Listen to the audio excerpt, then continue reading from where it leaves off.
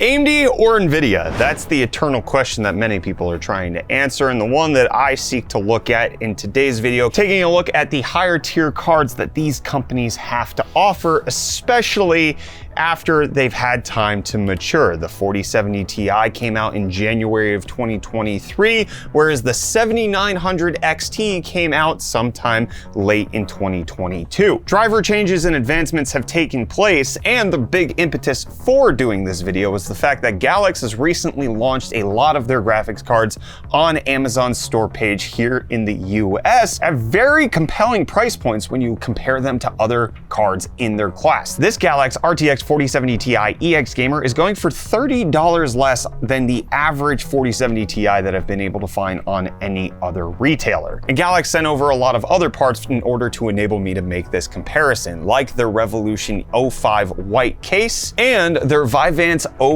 1440p 165Hz gaming monitor. Because when the 4070 Ti launched, the conversation essentially was that the 7900 XT provided a lot more value. But again, the landscape has shifted to some extent. There have been driver revisions, there have been price drops on things like the 7900 XT. The version that we're going to be using here for the comparison is this Power Color Red Devil 7900 XT that I picked up with my own money. And we're going to take a look at a bunch of AAA games using both ray tracing and non-ray tracing, but we did not enable DLSS 3 to have frame generation turned on, which is something that the 7900 XT is just not capable of. But as somebody who has played games with frame generation, personally, even though the FPS is higher, it does raise the latency and it actually makes it a much less enjoyable experience for me, even though Nvidia has things like Reflex that are supposed to drop the latency. Reflex does work, but it's still at a higher latency than you would get than just running the game natively or using something like DLSS 2 or FSR 2. So those aren't going to be included for the sake of the conversation here. And all of the testing and comparison is going to be done at 1440p with high settings, because number one, I think that's where these cards are absolutely suited for, but also in order to show off the Vyvanse 01 monitor, which is 1440p,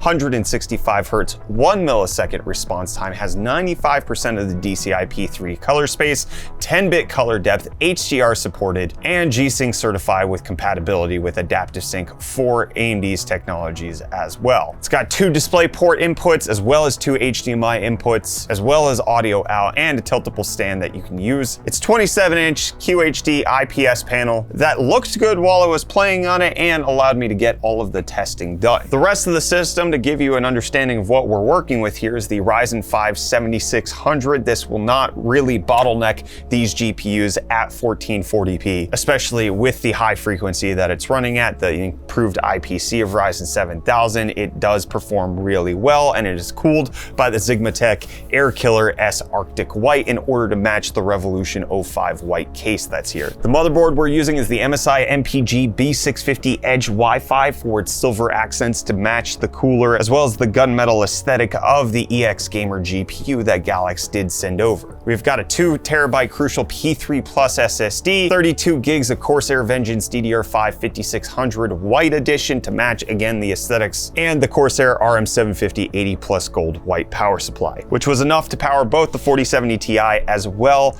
as the 7900 XT, even though the 7900 XT does draw a little bit more power. The Revolution 05 White fit both the 4070 Ti, which is a triple slot card and significant in length, as well as the 7900 XT, which is a bit wider and a bit thicker, but still managed to fit into this case no problem. I can't say how it would fit the longest case on the market because there is not much clearance between the end of the GPU and the front three fans, but it does work for these higher end cards. Additionally, Galax includes 4 fans. So overall, this is a very balanced system for 1440p gaming, and we actually have already drawn the winner for this PC as it stands right now, including the Galax Vyvanse monitor. They've won the whole setup, and as soon as I'm done filming this video, I'm gonna reset the PC and ship it off to them, which we give away PCs all the time over on our Twitch channel, which you can come watch us. Typically, it's done about once a month where we're drawing high-end PCs. This next giveaway that we have coming up has a 7950X for the CPU and a 7900 XTX for the GPU. Now let's dive on into the numbers to see where each of these graphics cards lie. In Call of Duty Modern Warfare 2, the 7900 XT absolutely wipes the floor with the 4070 Ti, coming in at 171 FPS average versus the 126, making it 35% faster. In a game like Cyberpunk 2077, again, this is not with ray tracing turned on. We'll have ray tracing benchmarks in a second. The 7900 XT is 9.5% faster.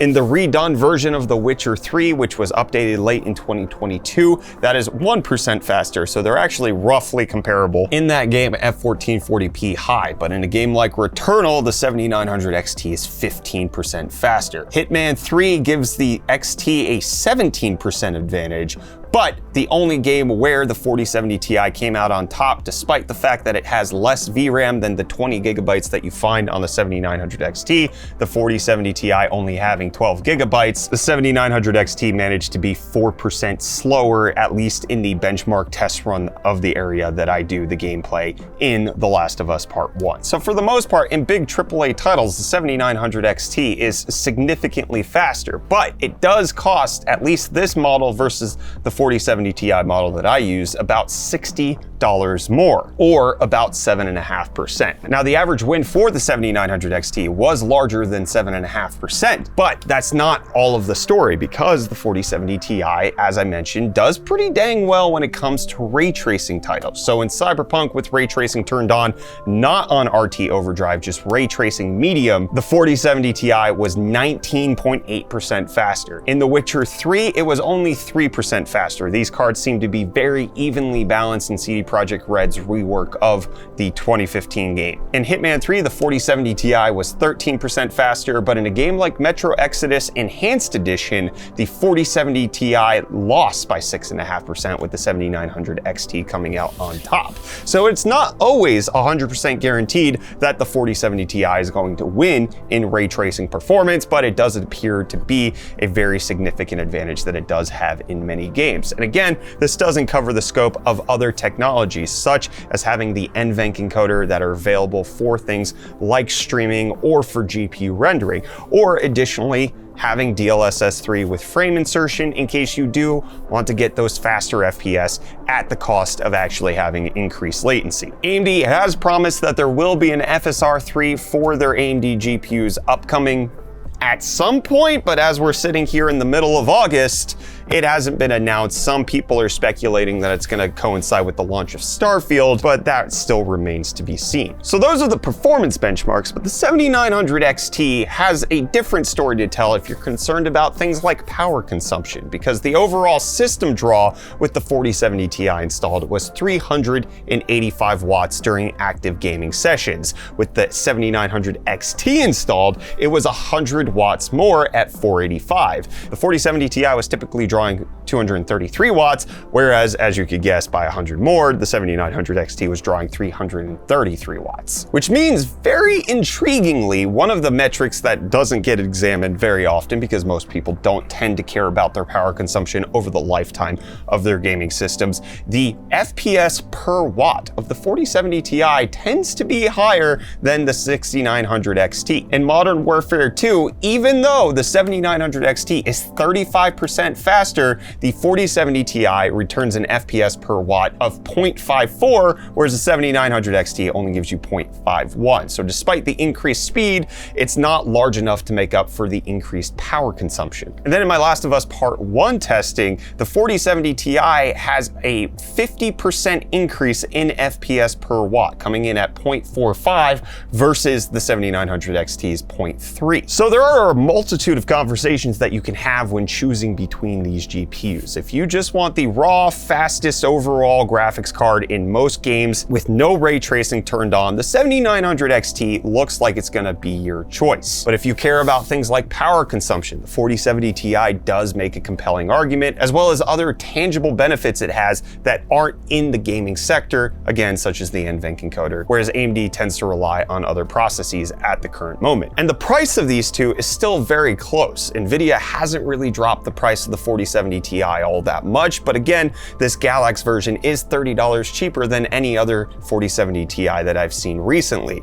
The 7900 XT Power Color Red Devil is about $75 cheaper than the initial MSRP of the 7900 XT, but it's not necessarily the cheapest that you can see this GPU go for. You can find this for around $749 at some points. That's not the case as of the time of recording, but there tends to be more sales on the 7900 XT. And then there's other benefits that you can get. Currently, again, at the moment, at the time of recording, the 7900 XT has the game bundle of Starfield, which allows you to get a very popular game for free with the purchase of the GPU. And NVIDIA's GPUs come with Overwatch 2, which is already a free-to-play game. So even though the Galax is $60 cheaper, you're getting at least a $60 game bundle out of the 7900 XT, which even if you don't want to play it, you could potentially give to a friend or family member. I think understanding the landscape of where we are between these two GPUs, the 7900 XT seems to be an obvious choice within a very small scope of